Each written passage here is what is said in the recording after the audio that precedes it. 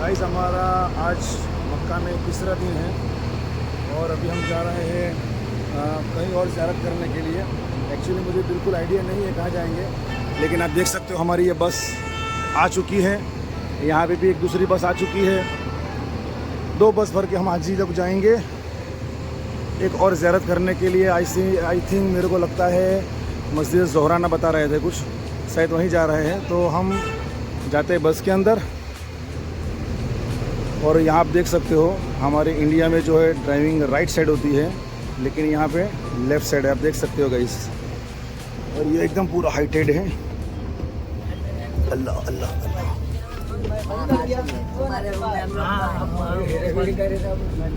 ठीक है, रेडी से ना भाई, चंदे पे सीधा। ये क्या है भाई, देखो गाइस, यहाँ से भी रास्ता बाहर निकलने के लिए है। अब सब हाजी लोग यहाँ हमारे बैठ जाएंगे।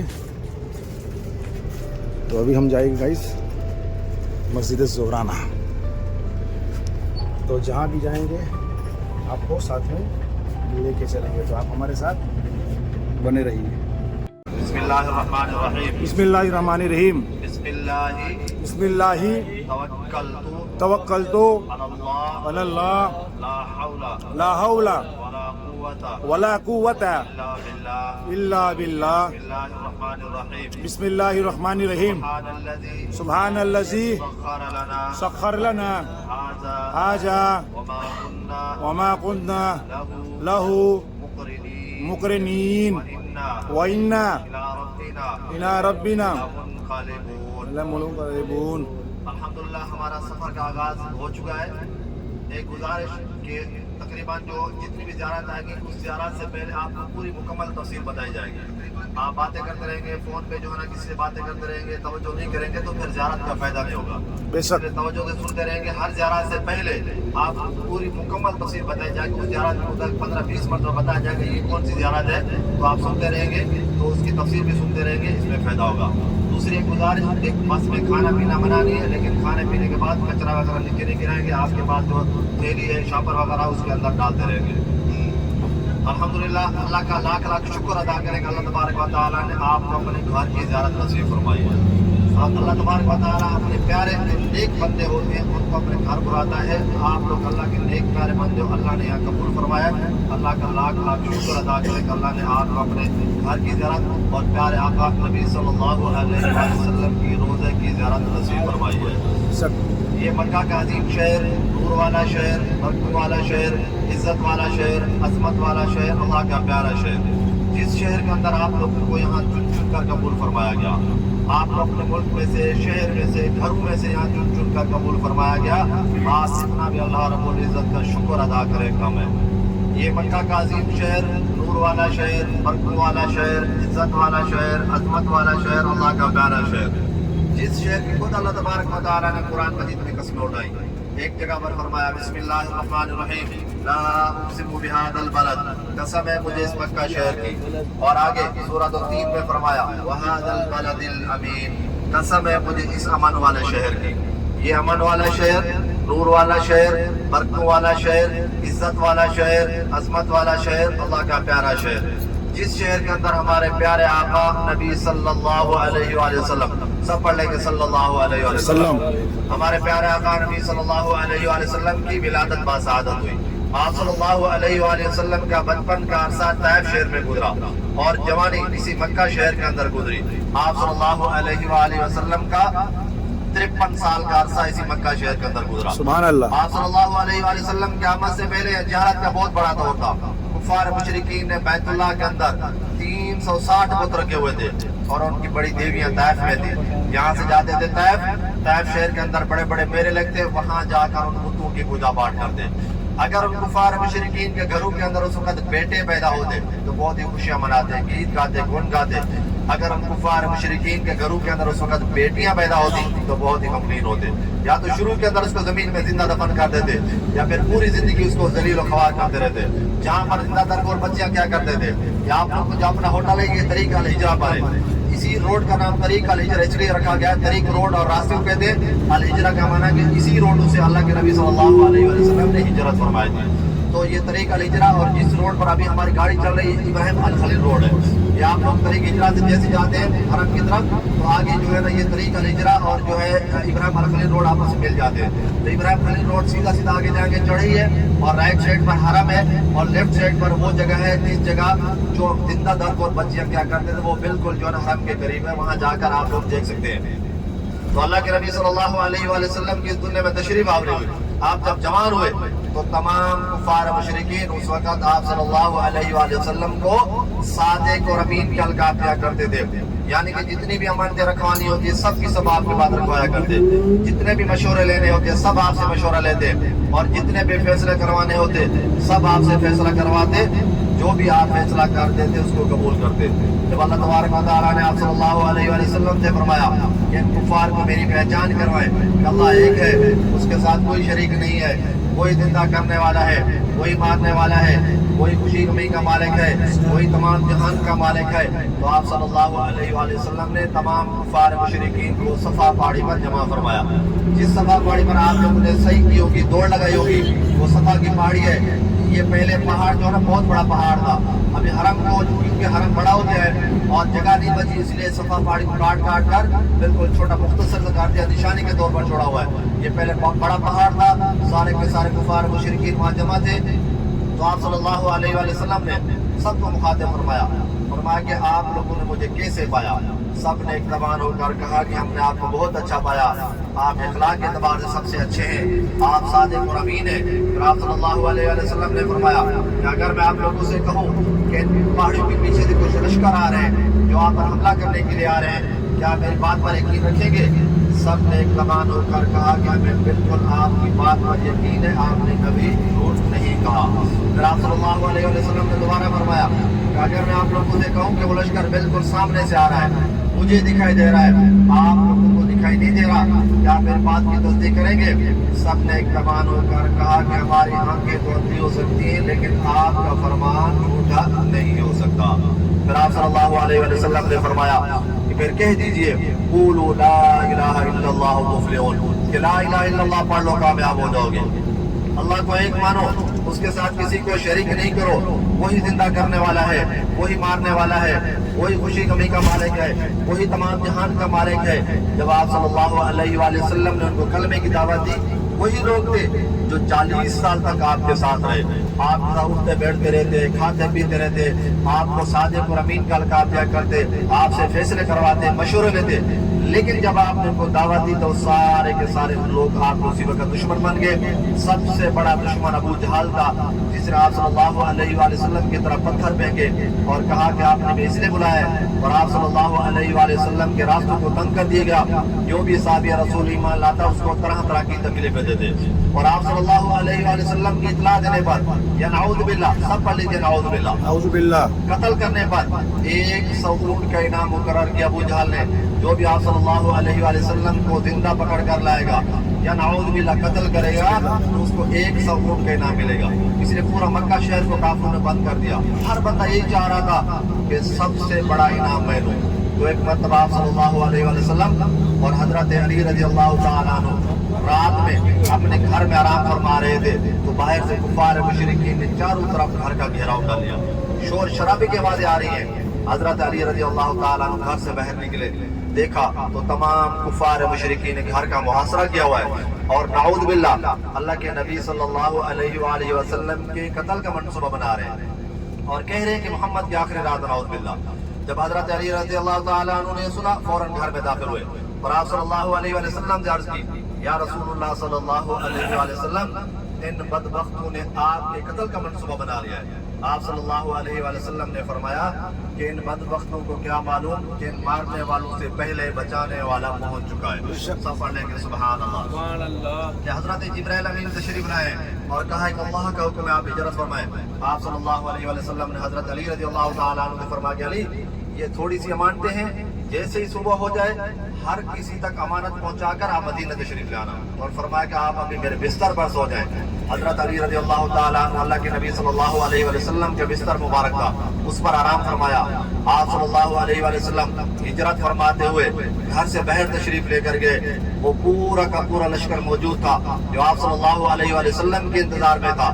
آپ صلی اللہ علیہ وآلہ وسلم نے ہاتھ میں تھوڑی سی مٹی اٹھائی اور اسی مٹی پر قرآن مجید کی ایک آیت پڑھی، سورۃ یاسین کی آیت ہے، اعوذ باللہ من الشیطان الرجیم، بسم اللہ الرحمن الرحیم، وَجَعَلْنَا مِن بَيْنِ أَيْدِيهِمْ سَدًّا وَمِنْ خَلْفِهِمْ سَدًّا فَأَغْشَيْنَاهُمْ فَهُمْ لَا يُبْصِرُونَ۔ اس آیت کو پڑھ کر آپ صلی اللہ علیہ وسلم نے مٹی پر جو مٹی اٹھائی ہوئی اس پر پھونک ماری اور کافروں پر ایسے پھینکی تو سارے کے سارے کفار مشرکین اسی وقت اندھے ہو گئے، ان کو نہیں معلوم ہو رہا تھا کہ ہمارے بیچ سے کون گزر رہا ہے۔ اللہ کے نبی صلی اللہ علیہ وآلہ وسلم ان کے درمیان سے گزرتے ہوئے سیدھا حضرت ابوبکر صدیق رضی اللہ تعالی عنہ کے گھر تشریف لائے۔ حضرت ابوبکر صدیق رضی اللہ تعالی عنہ کا جو گھر تھا باب فہد 79 گیٹ نمبر، جس گیٹ سے میرے خیال سے آپ لوگ عمرہ کرنے کے لیے گئے ہوں گے، اسی کے سامنے مکہ ملینیم ٹاور ہے، اس کے چوتھے فلور کو مسجد بنایا گیا ہے، جس مسجد کا نام ہے مسجد صدیق اکبر۔ چوتھے فلور پورا مسجد ہے، جا کر دیکھ سکتے ہیں۔ اور اسی جگہ جو ہے حضرت ابوبکر صدیق رضی اللہ تعالیٰ عنہ کا گھر تھا۔ اللہ کے نبی صلی اللہ علیہ وسلم رات کے وقت یہاں اسی گھر پر تشریف لائے،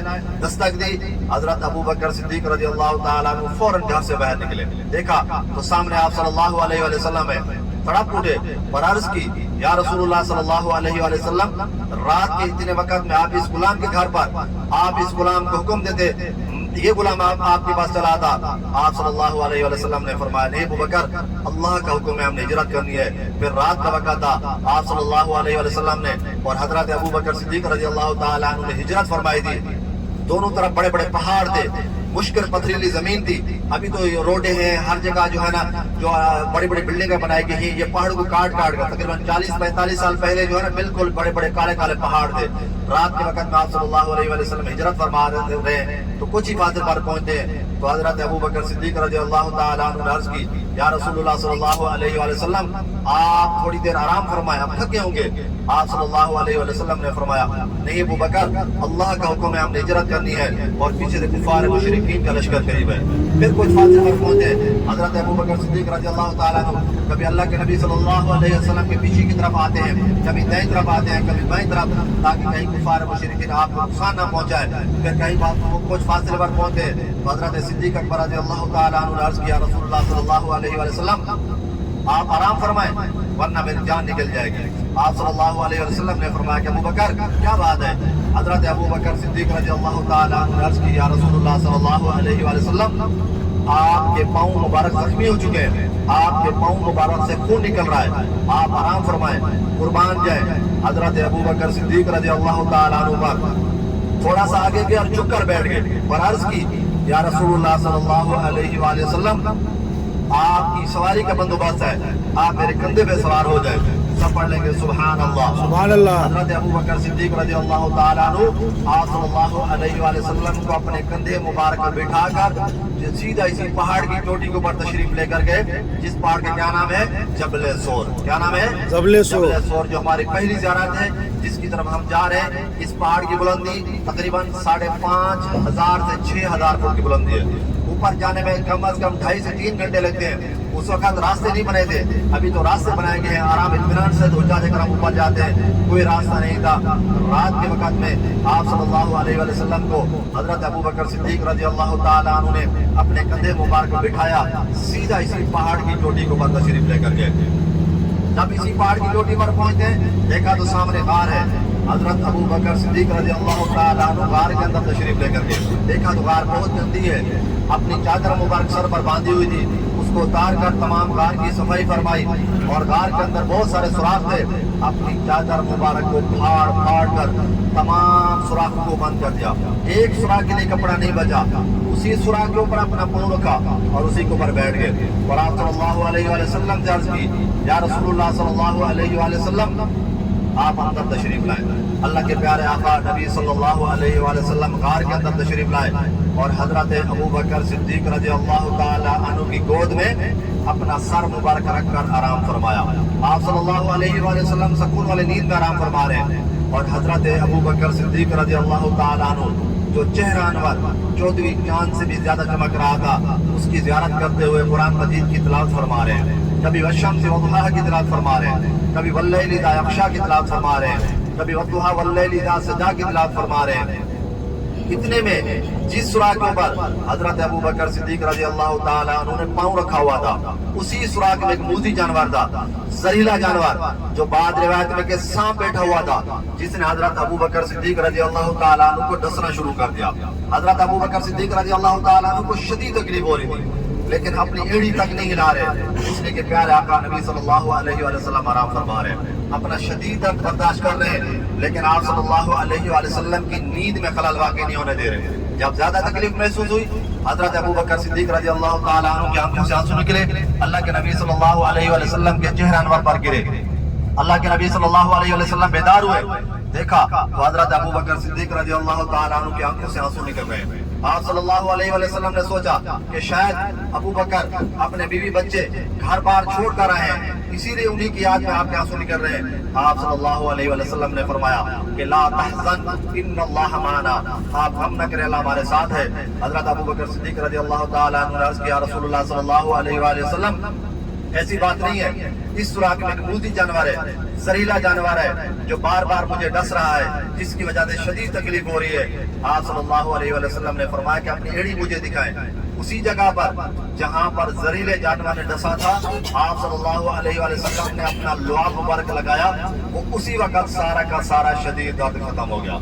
सब पढ़ लेंगे सुभान अल्लाह सुभान अल्लाह। अल्हम्दुलिल्लाह जबल सोर के पास जो है पहुंच चुके हैं। ये जो पहली ज़ियारत है, इसका क्या नाम है? जबल शोर। जबल सोर की पहाड़ी है। आप तमाम भाई बहनों से गुजारिश होगी, आपके जो बड़े बैग हैं, एहराम वगैरह, वो बस में रखे रहे, आप लोग नीचे आए, और आपके जो बड़े बैग बस में सीट पे रखे रहे, आप नीचे आए, और इंशाल्लाह हम आपको पहली ज़ियारत करवाते हैं। इसका नाम है जबल सोर की पहाड़ी। सब भाई बहन की चोटी के ऊपर पहुंच गया। अल्लाह तबारक व तआला ने फौरन एक मकड़ी को हुक्म दिया। मकड़ी आप लोग जानते हैं ना भाई, हाँ, जो गारा जो जाला बना दिए, मकड़ी ने आकर गार के दरवाजे पर एक मजबूत जाला बनाया।